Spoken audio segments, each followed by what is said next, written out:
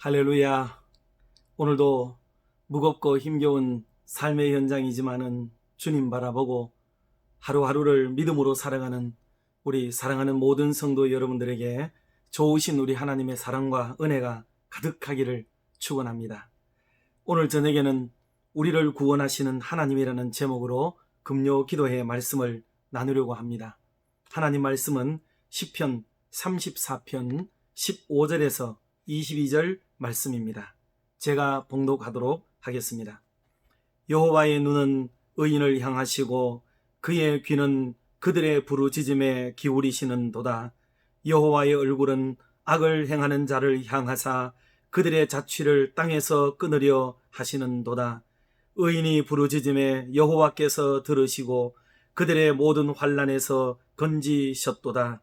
여호와는 마음이 상한 자를 가까이 하시고 충심으로 통회하는 자를 구원하시는도다. 의인은 고난이 많으나 여호와께서 그의 모든 고난에서 건지시는도다. 그의 모든 뼈를 보호하시며 그 중에서 하나도 꺾이지 아니하도다.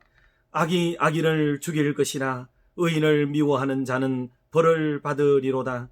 여호와께서 그의 종들의 영혼을 속량하시나니 그에게 피하는 자는 다 벌을 받지 아니하리로다. 아멘. 방금 봉독해드리는 이 시편 33편을 보통은 구원의 노래라는 그런 별명이 붙어있는 하나님 말씀입니다. 다윗이 자기가 체험한 구원을 하나님께 감사한 그런 신앙 고백서입니다.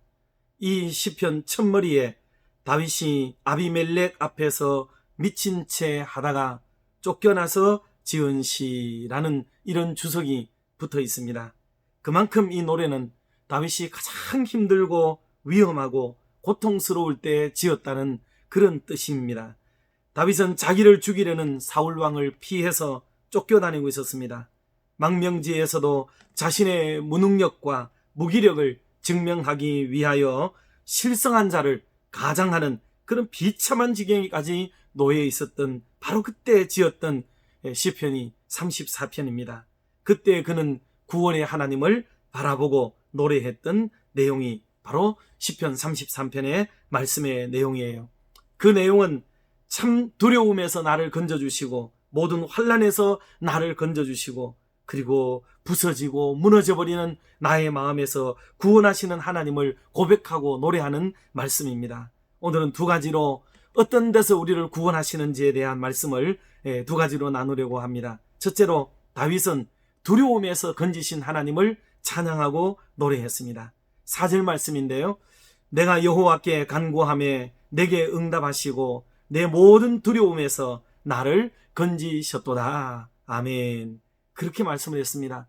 다윗은 하나님을 믿을 때 나의 모든 두려움에서부터 나를 해방시켜 주시는 분이 하나님이시구나 라고 고백을 한 것입니다.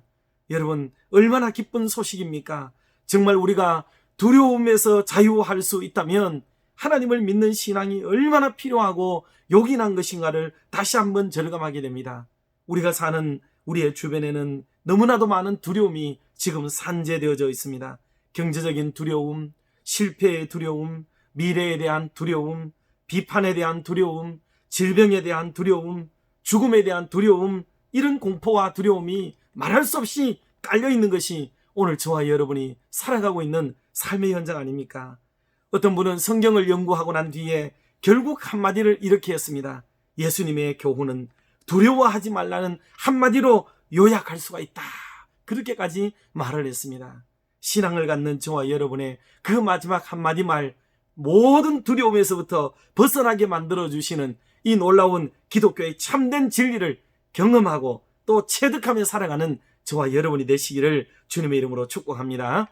예수님 자신이 가난했습니다. 머리 둘 곳도 없었습니다. 그런데도 위협과 공갈, 암살, 이런 숱한 어려움과 음모 속에서 사셨던 것이 주님이셨지 않습니까? 힘도 없고 배후 세력인 빽도 없었지만은 실제로 예수님께는 두려움이 없었습니다. 그래서 십자가를 향하여 당당히 걸어 나가실 수가 있었습니다.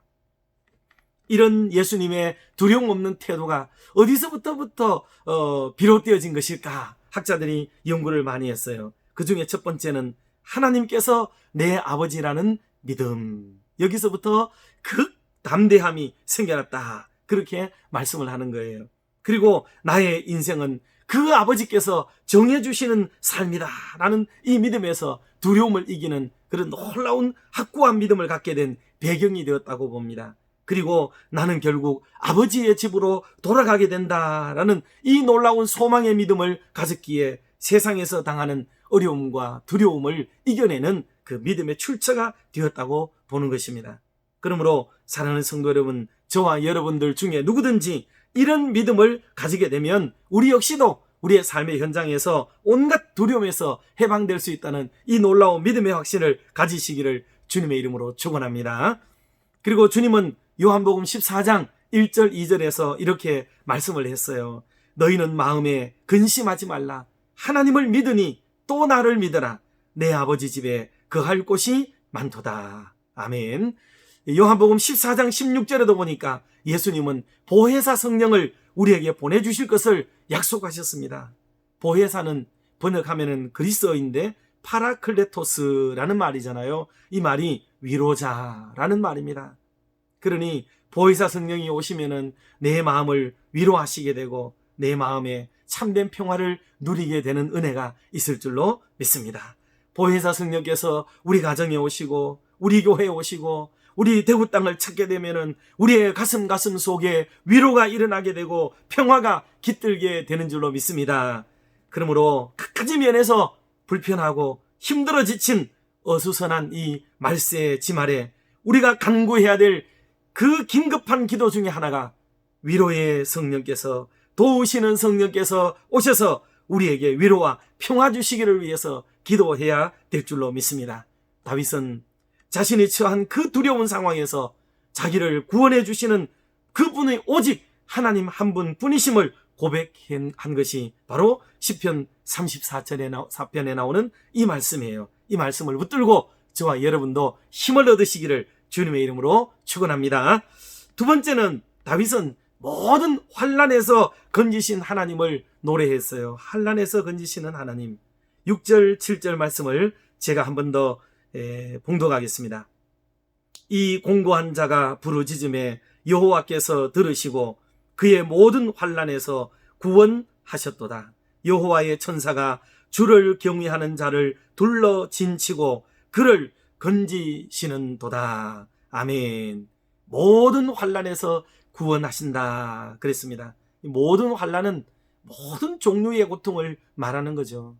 개인의 고통, 집안의 고통, 교회의 고통, 신체적 고통, 정신적 고통, 혹은 오늘 시대 같으면 테러와 같은 외부에서 오는 고통, 그리고 내 스스로가 만드는 고통, 이런 여러 고통도 있습니다. 홍수, 가뭄, 지진 같은 이런 자연 재화도 있겠고 수많은 질병들, 특히 오늘날과 같으면 바이러스, 이 코로나 바이러스 19의 이 고통도 포함된다고 볼 수가 있습니다. 이 많은 환난과 재난에서부터 우리를 건지시는 분이 하나님이신 줄 믿습니다. 그런데 이 모든 고통으로부터의 해방을 성경은 다 말씀을 하고 계세요. 성경을 읽으면 대단히 흥미로운 것이 있는데 신구약 성경에 등장하는 그 많은 인물들과 그리고 역사 이야기가 다 이 고통을 통과하는 하나님의 말씀이라는 거예요. 아브라함에서부터 시작해서 예수님, 바울에 이르기까지 이스라엘 고통의 역사로부터 초대 교회의 고통에 이르기까지 성경은 온통 고통을 통과하는 사람들의 이야기, 그런 민족의 이야기, 그런 교회의 이야기를 다루고 있다는 사실입니다. 그러니 성경의 이야기는 한마디로 믿음의 역사인데 그 믿음의 역사는 곧 고통의 역사이다. 그렇게 표현을 해도 아주 틀리지 않습니다. 성경에 나타난 고통에는 다 의미가 있고 중요한 뜻이 있지 않겠습니까? 그 공통된 특성을 보면 이런 내용으로 요약을 할 수가 있어요. 고통은 보다 나은 사람, 보다 나은 역사를 위하여 하나님이 나를 단련하시는 과정이다. 이렇게 보는 견해입니다. 그리고 고통은 나를 깨끗하게 하시는 하나님의 연단이라고 이해를 하는 믿음을 말하고 있습니다. 성경에 보면 정금같이 나오리라 하는 말씀이 여러 번 나오지 않습니까? 불을 통과해서 깨끗하고 순수한 정금이 나오는 것처럼 환난과 시련, 풍파, 고난, 고통, 그것을 지나서 드디어 정금처럼 깨끗하고 아름답고 하나님이 쓰시기에 또 하나님이 찾으시기에 아름다운 믿음이 그제서야 발견된다 하는 뜻이기도 합니다. 그러므로 고통은 믿음으로 직면해야 되지 도망치면은 더 악화된다는 것을 우리에게 보여줍니다. 욥기의 토론도 이 문제를 다루고 있어요.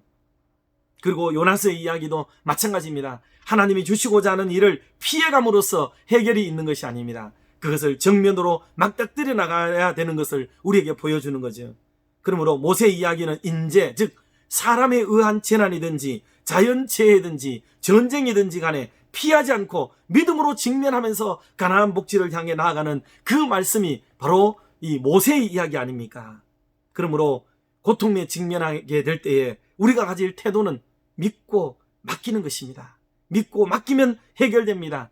의심하고 맡기지 않으면 해결되지 않습니다. 사랑하는 성도 여러분, 하나님을 의지하고 하나님께 맡기면 해결되는 줄로 믿으시기를 바랍니다. 내 자신과 세상을 의지하면 더 깊은 수렁에 빠질 뿐입니다. 안전 우리가 유의해야 됩니다. 그러나 하나님이 지켜주지 않으면 안 되는 겁니다. 그러므로 사랑하는 성도 여러분, 지금처럼 힘들고 어려울 때 더욱 주님을 신뢰하며 나아가셔서 기어이 구원의 하나님을 찬양하고 구원의 하나님께 그 영광을 돌리게 될 그 순간을 꼭 맞이하게 되기를 주님의 이름으로 축복합니다. 기도하겠습니다. 기도할 때에 이 기도문 속에서 기도의 제목도 함께 찾으시기를 바라겠습니다.